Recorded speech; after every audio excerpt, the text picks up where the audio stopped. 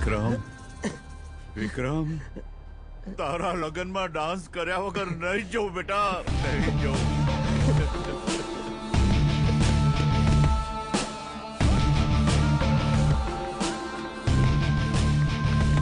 અરે વાહ દાદાજી, તમે તો ચાલતા થઈ ગયા. પણ દાદાજી તમે તો ઓક્સિજન પર હતા ને, આ તો ચમત્કાર કહેવાય. પણ આ બધું થયું કઈ રીતે?